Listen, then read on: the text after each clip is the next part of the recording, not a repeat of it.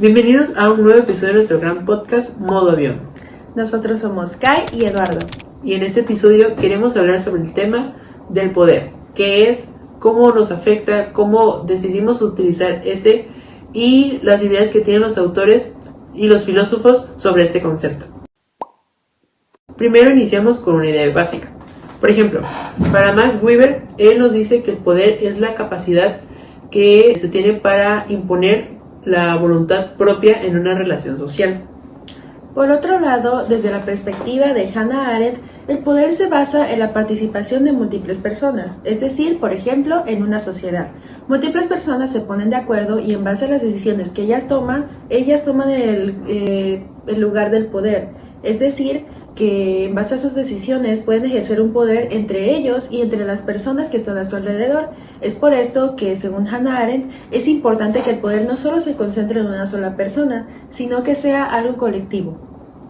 Ok, bueno, a partir de estas dos ideas puedo determinar que entonces el poder es este potencial que tenemos para influir en las decisiones de los demás y así poder llegar a un objetivo en conjunto o colectivo. Pero ¿qué pasa cuando este poder se usa para grandes decisiones? Es decir, decisiones que no solo nos afecten a nosotros, sino a las personas que nos rodean o incluso a las personas que están implicadas en este mismo poder. Con esta pregunta entonces puedo relacionar el poder con el concepto de política. Por ejemplo, para Maquiavelo, el poder es la técnica para mantener el Estado. Él no nos habla de moral, sino de eficacia política. Entonces, por ejemplo, un gobernante tiene que ser responsable con las decisiones que toma, sin importar lo duro que sean, para así asegurar el futuro del pueblo y su estabilidad. En la actualidad, este poder se puede ver reflejado en cuando el gobierno aplica medidas impopulares en nombre de la estabilidad de sus ciudadanos. Y en este caso, para Hobbes, el ser humano vive en un estado de naturaleza en el que están acostumbrados a competir usualmente por el poder. Entonces Hobbes nos brinda la idea de tener un leviatán. El leviatán en este caso se encargaría de establecer un poder, es decir, que el poder se concentre en esta persona o en este grupo de personas. Este caso lo podemos ver, por ejemplo, en los grupos de violencia que se suelen efectuar en zonas marginadas donde las autoridades no suelen realizar muchas acciones de poder. Entonces recurren a este tipo de violencia. Bueno, pero no siempre el poder implica dominación, sino también lo podemos ver desde otra perspectiva diferente, como es el poder en la voluntad de nosotros mismos, el creer, el afirmarse algo a nosotros mismos. Por ejemplo, los artistas que deciden romper el molde y guiarse por su creatividad. Es realmente un poder visto desde lo personal, es el crecimiento de una persona y cómo se desarrolla y efectúa sus propios pensamientos en sí. Y Hannah Arendt, en este caso, volvemos a repetir su postura, que el poder debe ser algo colectivo, algo que incluya la participación de múltiples personas, por así decirlo. Entonces, en el momento, en la idea de Hobbes, en la que se establece un leviatán que recurre a la violencia, el poder termina siendo incorrecto, es decir, que termina cayendo en el lado negativo del poder, como lo podemos ver en la historia en casos como el nazismo. Desde otra perspectiva, por ejemplo, tenemos la de Michel Foucault, que él dice que el poder no es algo que se posee, sino es algo que circula. Es algo que, por ejemplo, se encuentra en las normas, en escuelas, en hospitales, en instituciones, y que este tipo de poder hace que nosotros moldeemos nuestros comportamientos, nuestros pensamientos incluso, para así tener pues un comportamiento en el lugar adecuado. Y hablando de moldear nuestros comportamientos, un ejemplo muy claro hoy en día son los algoritmos que tenemos en las redes sociales.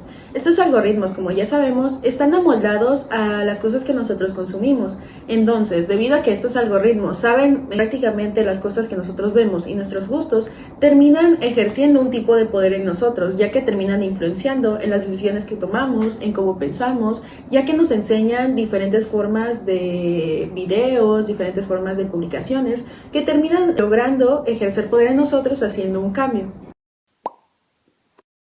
Para mí, en conclusión, el poder entonces es dominio, es seguridad, es responsabilidad, es participación ciudadana, son muchas cosas. El poder es algo que todos generamos y podemos transformar, pero la clave está en usarlo de manera responsable, porque si el poder no cae en las manos adecuadas, puede convertirse en algo negativo, cuando el poder puede ser generado por algo positivo que puede hacer crecernos como persona y así poder también desarrollarlo con las personas que nos rodean.